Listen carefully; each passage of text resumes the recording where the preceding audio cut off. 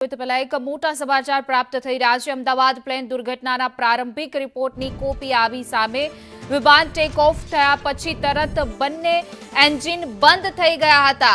આ રિપોર્ટ પ્રાથમિક રિપોર્ટ સામે આવ્યો છે। દુર્ઘટના બંને એન્જિન બંધ થવાના કારણે સર્જાઈ છે। એઆઈબીએ 15 પાનાનો રિપોર્ટ સાર્વજનિક કર્યો છે। કોકપીટમાં બંને પાયલોટની વાતચીતનું રેકોર્ડિંગ સામે આવ્યું છે। એક પાયલોટે બીજાને એન્જિન બંધ થવા વિશે પૂછ્યું। બીજાએ પાયલોટે નામ જવાબ આપ્યો હતો। ટેક ઓફ પછી વિમાનના પાયલોટે કર્યો હતો મેસેજ।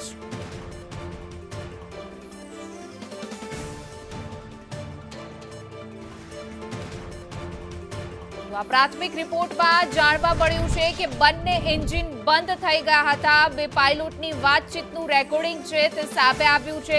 એર ટ્રાફિક કંટ્રોલને મેડેકોલ મળ્યો હતો। મેડેકોલનો કોઈ જવાબ મળ્યો ન હતો।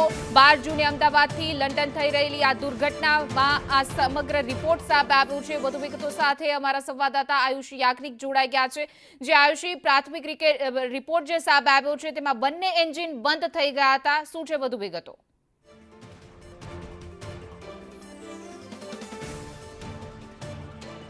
બિલકુલ જે રીતે અત્યારે આ પ્રાઇમરી રિપોર્ટ જે સામે આવ્યો છે, પ્રાથમિક રિપોર્ટની અંદર જે અલગ અલગ બાબતોનો ઉલ્લેખ કરવામાં આવ્યો છે, જેમાં કટ ઓફની વાત કરવામાં આવી છે। બીજી તરફ બંને એન્જિન કઈ રીતે બંધ થયા। જો કે હાલ આ જે રિપોર્ટ સામે આવ્યો છે માત્ર પ્રાઇમરી રિપોર્ટ છે, અને આ જે રિપોર્ટ છે તેને લઈને અત્યારે વધુ તપાસ છે તે પણ કરવામાં આવશે। કારણ કે કઈ રીતના આખી આ જે એરક્રાફ્ટ ક્રેશ થવાની જે દુર્ઘટના સર્જાઈ હતી તેમાં આ 15 જેટલા પેજીસનો આખો આ પ્રાઇમરી રિપોર્ટ છે તે જે સામે આવી ગયો છે। બંને પાયલટની વચ્ચેનો જે સંવાદ છે તે પણ સામે આવ્યો છે, જેની અંદર બંને આજે કટ ઓફ જે છે તે સ્વિચ કઈ રીતે કટ ઓફ થયું છે એરક્રાફ્ટની અંદર તે જ્યારે એક પાયલટ અન્ય પાયલટને પૂછે છે, જો કે આ પાયલટ દ્વારા નથી કરવામાં આવ્યું તે સામે વળતો જવાબ નામાં આપે છે। જો કે જ્યારે જે કેપ્ટન છે ઉમંગ જૈન સાથે જ્યારે આપણે વાતચીત કરી હતી તેમણે જણાવ્યું કે આ જે કટ ઓફ જે છે તેના અલગ અલગ મેકેનિઝમ હોય છે, અલગ અલગ રીતે તે થતું હોય છે। એક તો જ્યારે મેન્યુઅલી પાયલટ દ્વારા કાં તો આને કરવામાં આવે છે, અથવા તો જ્યારે એન્જિનની અંદર જ કોઈ ક્ષતિ સર્જાતી હોય અથવા તો કોઈ કારણો દ્વારા આ કટ ઓફ છે ઓટોમેટિક પણ થઈ જતું હોય છે। જો કે આ પ્રાઇમરી રિપોર્ટ છે, આવનારા સમયમાં હજુ પણ કેટલાક તપાસ જે છે તે કેટલાક ખુલાસાઓ છે તે આ બાબતને લઈને કરવામાં આવશે।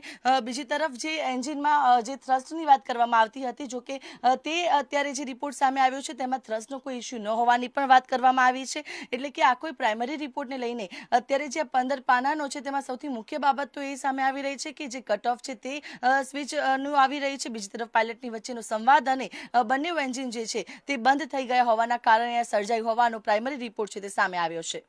જી આયુષી, સમગ્ર માહિતી આપવા બદલ આપનો આભાર। તો પહેલા પ્રથમ એન્જિનને ઇંધણ મળવાનું બંધ થયું, ત્યારબાદ બીજા એન્જિનની પણ ફ્યુઅલ સ્વિચ ઓફ થઈ ગઈ હતી। To appreciate the job done by AIB, a very commendable job. It was a very challenging task. In fact, for the first time, safely securing the black box and trying to decode the data and everything being done in India itself in the lab in Delhi for AIB, first of its kind. So I'd like to appreciate all the efforts they have put in to do a very transparent, very mature, professional way the investigation has been done, and also all the international protocols have also been respected and followed. And regarding the report, this is a preliminary report right now, and from the ministry we are